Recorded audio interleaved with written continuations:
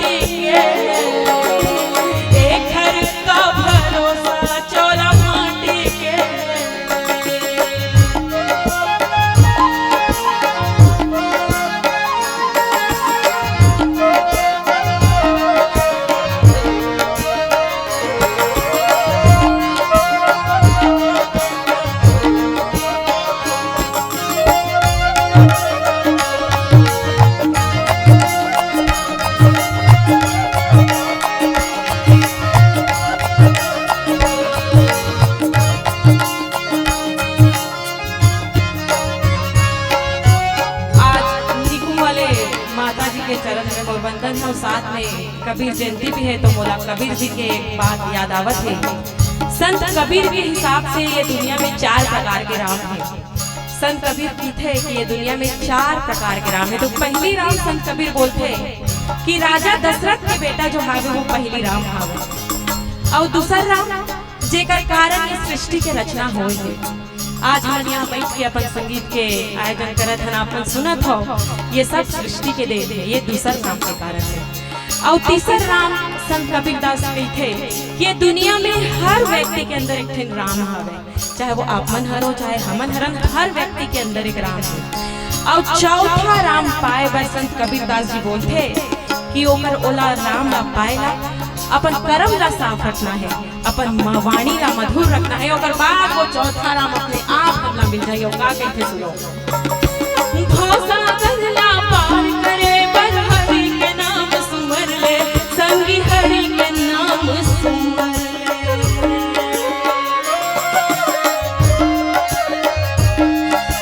घोसा गंगला पार करे बर हरि के नाम सुमर ले, संगी हरि के नाम सुमर ले। ये दुनिया में आके रे पगला जीवन मुक्ति कर ले, चोला माटी के एक हर का भरोसा, चोला माटी के एक हर का भरोसा, चोला माटी के चोला माटी के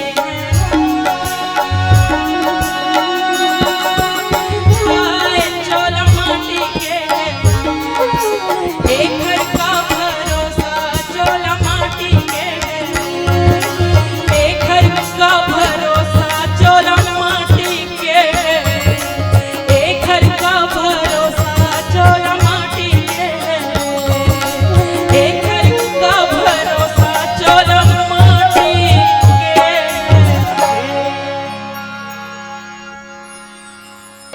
माटी होई तो चोला रे संगी, माटी होई तो चोला।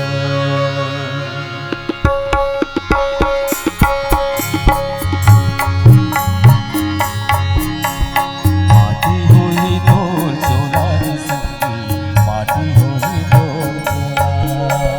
माटी होई तो चोला रे संगी, माटी होई तो माटी होई तो माटी होई तो चोला रे संगी, माटी होई तो माटी होई तो चोला रे संगी, माटी होई तो चोला रे संगी। माटी रे उपजे माटी मारे, माटी रे उपजे